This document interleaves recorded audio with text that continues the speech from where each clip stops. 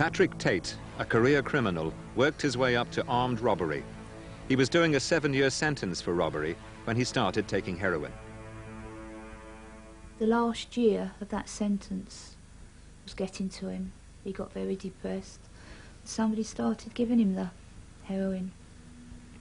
And then when he was out the last time, he was doing something with a pipe. Was it called crack?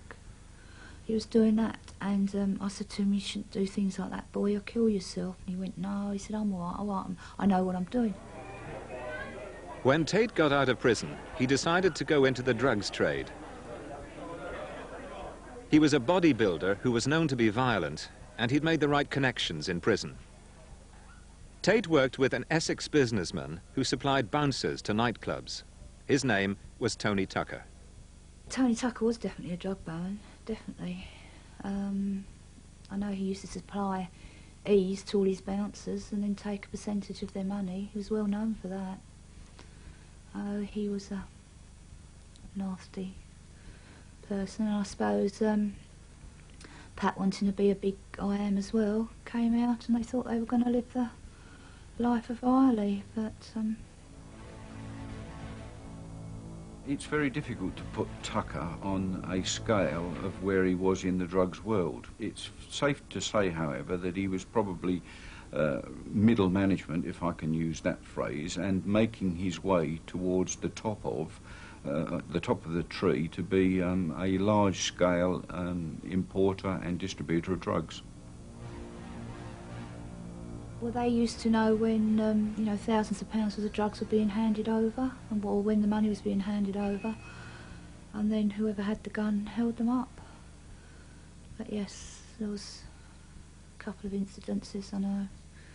But you're just playing with your life when you do that. And unfortunately, that is probably what killed them.